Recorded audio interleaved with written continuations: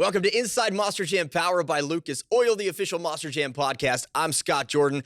If you've been to a Monster Jam event worldwide, chances are you've been mesmerized by some of the amazing bodies on these 12,000-pound machines, and chances are one or two of those bodies have been part of the creation at the team at Starr Creations, and right now it is my pleasure to welcome a half of that team in studio. We have Jesse and Aaron Starr. Gentlemen, welcome to Inside Monster Jam.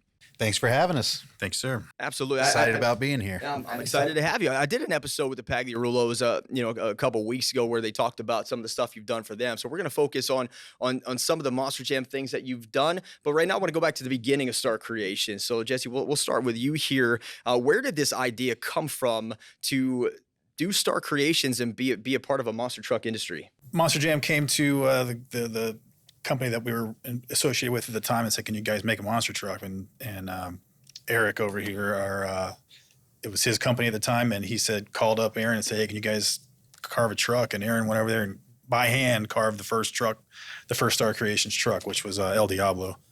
And at that point right there, that pretty much convinced them that we were, could do it and really enjoyed doing it. And then that's how it started there, and it grew from that point. Well, El Diablo is a name that will make some of our core fans, history fans, very happy to hear that here. But so you get the call to design this truck. So what were your initial reactions to that?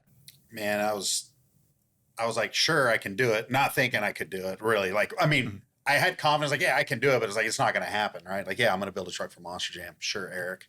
And then a couple weeks later, he's like, hey, I got the deal. I need you to come over here in like 2 or 3 weeks, whatever. They had the materials ready. I need you to start carving this truck. And I was just like, oh, man, what have I gotten myself into? But I was like, yeah, I could do it, whatever. And it was one of the most challenging things I've ever done in my life.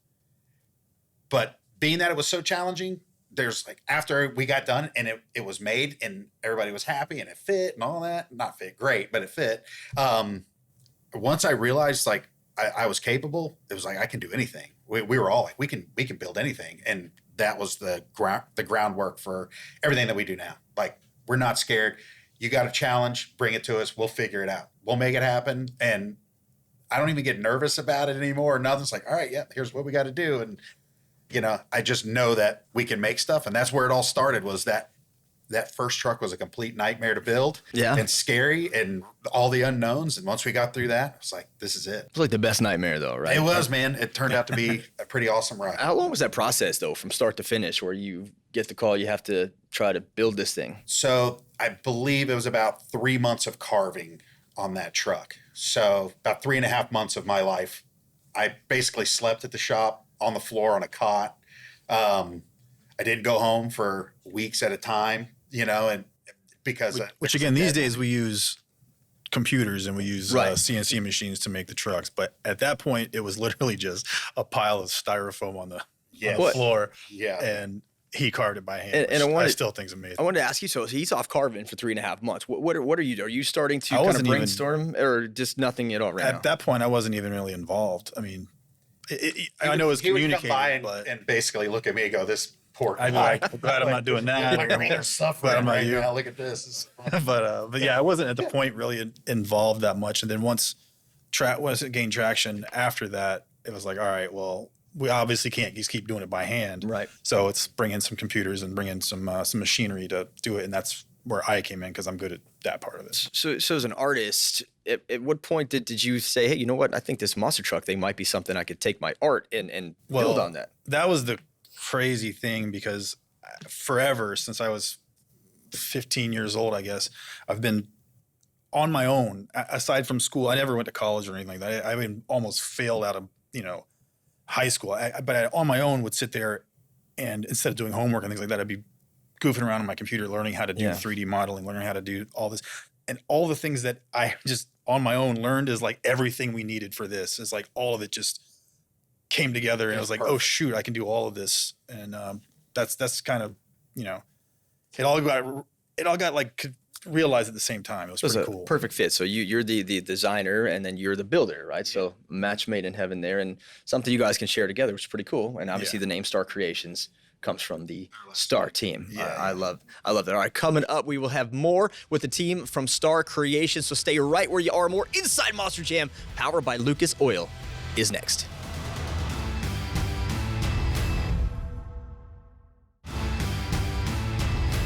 Welcome back to Inside Monster Jam, powered by Lucas Oil. I'm joined today in studio by the team from Starr Creations as we talk about the process of building these incredible Monster Jam truck bodies. So now let's dive right back into it. Jesse, at this point, you're a part of the team. You guys are working together. You are the artist. You are the builder, Aaron. So let's talk about that process. You get a phone call from Monster Jam saying, hey, we need this body designed. How does the process start for you? It's always different, but normally it's somebody supplies some artwork, and it's my job to turn that artwork into a 3D model that will actually work once we build the truck. So I grab it and I build a model, and we go tweak it, and I'll go back and forth with a couple of people, and we'll finally get to the model that we like. I make sure that model fits the chassis, and then we can take that model and chop it up, spit it out on a CNC machine, and then once it's on the CNC machine and we've got the foam there, it goes over to Aaron at that point, and he takes over. So for our fans, could you just explain what the CNC machine is? CNC machine is a very large machine that'll take a 8-foot by 4-foot by 6-inch piece of high density foam, and the machine will just, whatever I put into it as a 3D model, it'll carve that out one line at a time. Just go, and it'll carve a 3-dimensional shape out of that block. And it's usually, I've cut the truck up into parts that'll fit in these blocks. So it's in a bunch of small parts at that point. So each block turns into several pieces, and they're all made out of foam. And so those pieces have to be reassembled after that. Okay, so at that point, you get that model out, then you take over. Mm-hmm. And is it more about how can you build this thing to be a life-size model to fit on a 12,000-pound truck, right? Yep, not just that, but like what he left out is, working with Monster Jam and everything, they have very specific needs, like as far as tire clearances. So they're trying to make these bodies not rip apart so much and everything. So there's a lot that goes into it on his end as far as fitment and making sure it all works. And then when it does get to our end and it's physically there and we have to build it the life size, then even then you might start running into problems as far as mold making. The molds have to, any negatives have to have what we call flanges. So the mold has to come apart. So there's a lot of logistics involved, which I get with Chase and my other guys on the team that actually produce the parts and say, hey, what's going to work? What's not going to work? We try to do a lot of that in the design process, and we kind of go over that a little, but until it's physically there, you don't know exactly what's going to work, what's not. But yeah, we assemble all that foam, basically use an industry specific primer that's pretty amazing. We coat the whole thing. We can body work it like you would a regular car. And then once it looks good in foam, and at that point, we can take it to the mold process and we'll make molds off of it.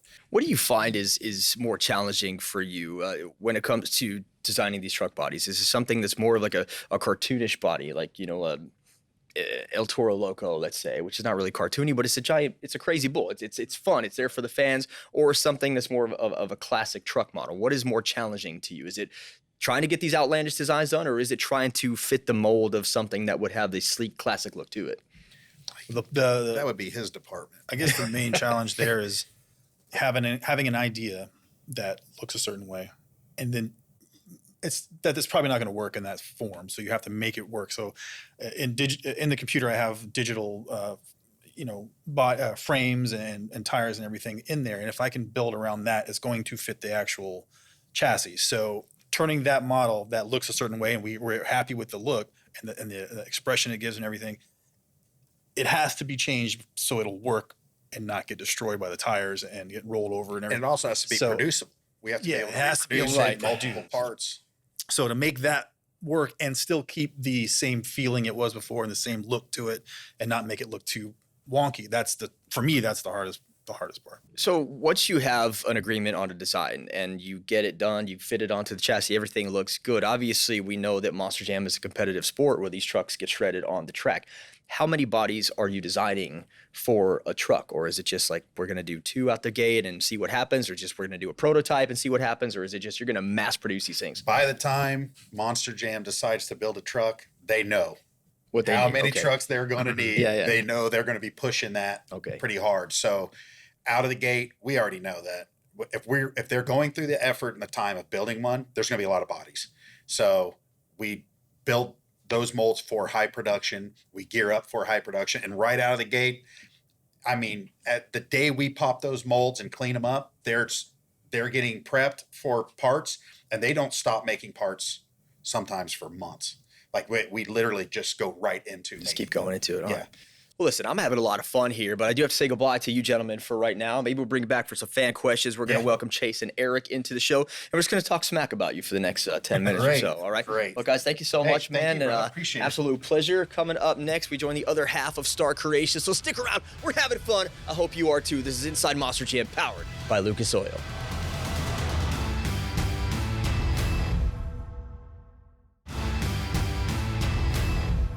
Welcome back to Inside Monster Jam, powered by Lucas Oil, the official Monster Jam podcast. I'm Scott Jordan, and today we are talking with the team at Starr Creations. And no, this is not Jesse and Aaron. We have shifted gears, and we welcome in Chase Stephen Piper and Eric Long from Starr. Chase, let's talk about your role at Starr Creations. What do you do there? Okay, so I'm the shop manager. It is my job to make sure that things run in a smooth manner and make sure the guys are up with production and know what's going on, know the parts, know the molds.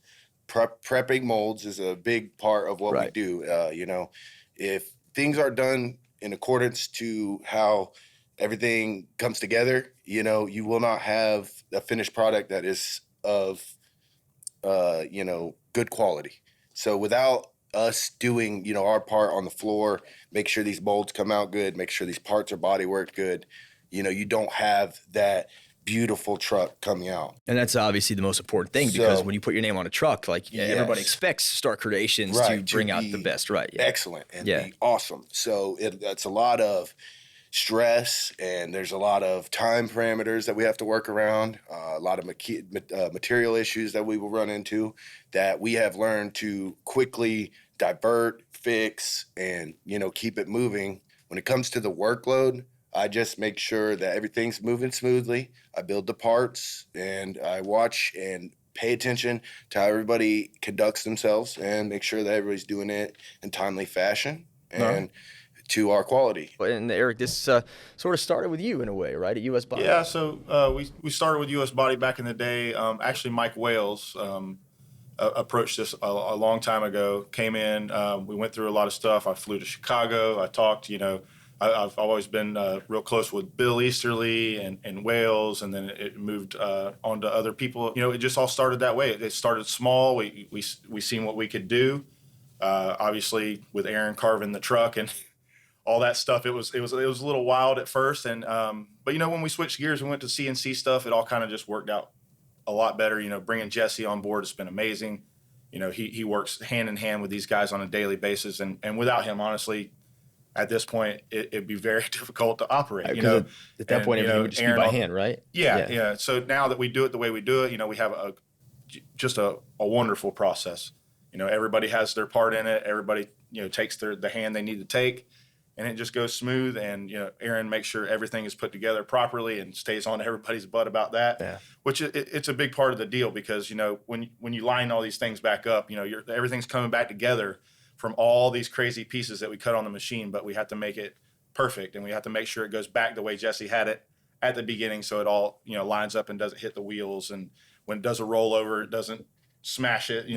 At least hopefully on the first round, it'll make it a couple shows. All that stuff's played into it. So everybody is a big part of this. The Monster Jam side is when these guys bring us an idea, and we just kind of snowball from there. Right. And there's a lot of communication, a lot of signatures, a lot of things to go back and forth, which is great because it keeps everybody in check, and it makes sure that they come out with a great truck. Well, let's talk about that. I'm glad you mentioned. Let's talk about that process, the collaboration between what you guys do in Monster Jam. What's the involvement like? So is it a situation where you have a truck that you're building, you designed it, and then you go back and forth with Monster Jam, try to check some of the boxes off and keep them involved there? I mean, it basically starts with a basic design, obviously, and then they kind of go, well, Jesse, make sure this doesn't, get destroyed. So, and it goes back and forth, and that can change the design drastically.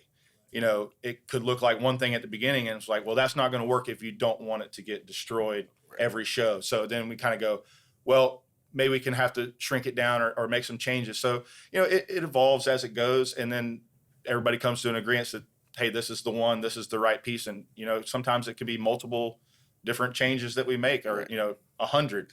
You never know with Jesse. Yeah. Jesse's constantly working. Right. Sometimes we don't even see 80% of the changes that it goes through Monster Jam. They deal with it.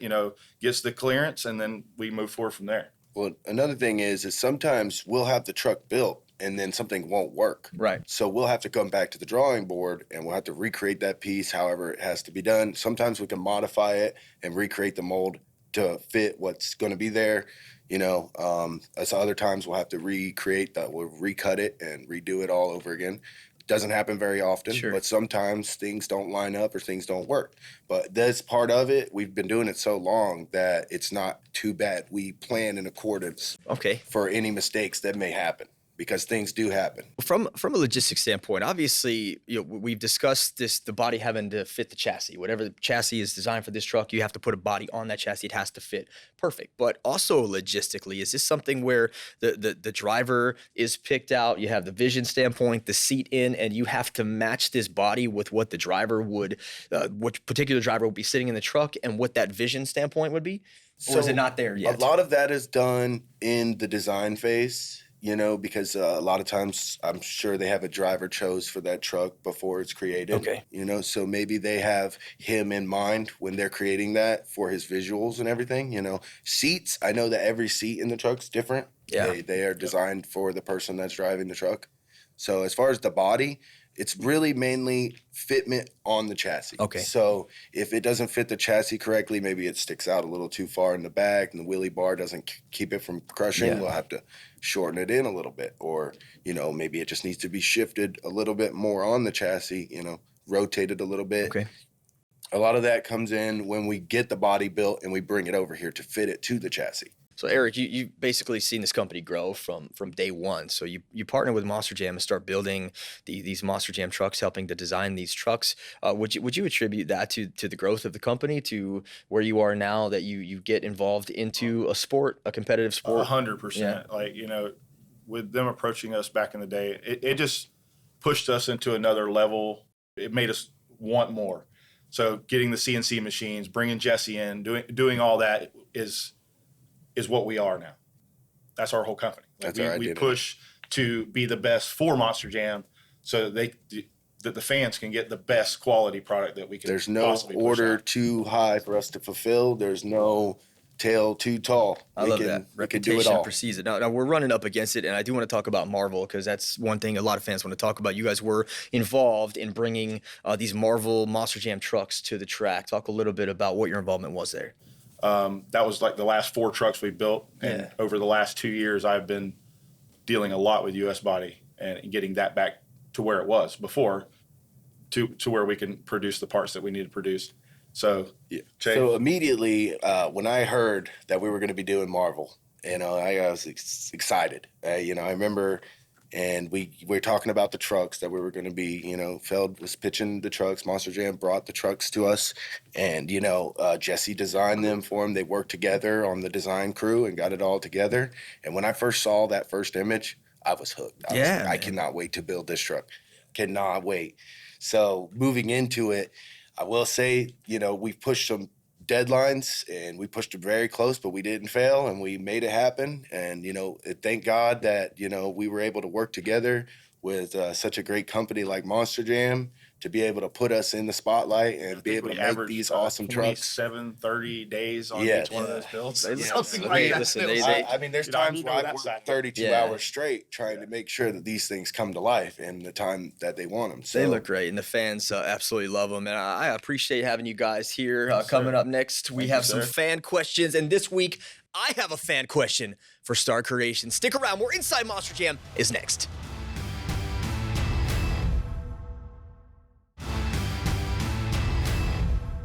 Welcome back to Inside Monster Jam, powered by Lucas Oil. I am once again joined by Jesse and Aaron Starr. We're going to get to your fan questions. You can join the conversation by following me on Instagram at Scott Jordan MJSX. Welcome back, guys. Let's get right to it. Enough. Ogen23 wants to know, what was the creative process to try to refresh the new look for Maxi's 20th anniversary? They wanted a wrap for the existing body, so went and scanned that body that already existed and designed the wrap around that. Now, the original artwork was a prototype was done by someone else, and they brought it to the table, and I was like, let me take a shot at bringing it to the actual truck. So at that point, I just kind of went crazy with it and all those flames and everything, and the logos on the side are all 3D models that I designed and lit and tried to make it look as cool as possible. I'm pretty happy with the outcome. I know most people seem to be pretty stoked about it.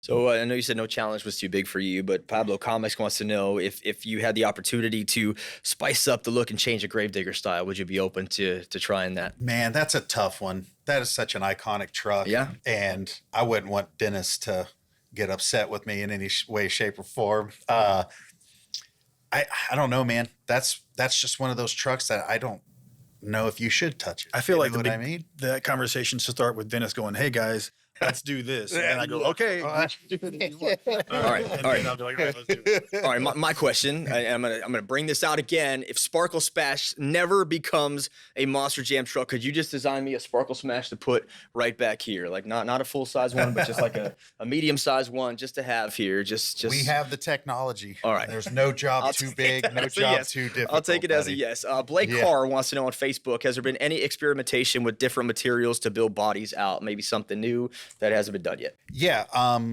We actually, I've got some pretty large commercial plastic vacuum forming tables. So doing plastic pieces, I deal a lot with resins, silicones, polyurethane, foams and rubbers, different types of pourable plastics. I mean, you name it, we've gone through it. I've worked heavy with Monster Jam on trying to come up with different materials that may work, better than others. And we're constantly trying to upgrade, the process and have better materials and stuff. All right, so real quick, I had a couple questions on this one. Toughest truck body you ever had to make? I would say the toughest is probably Thunder Aurorus, just because there's a lot of tight angles and geometry to that truck. Plus the whole roof opens up and everything. That's hard thing to do. Without Jesse and the computers and stuff, we would have never been able to do that. All right, guys, I appreciate it. It's been a lot of fun. I'll see you right here next week on Inside Monster Jam, powered by Lucas Oil.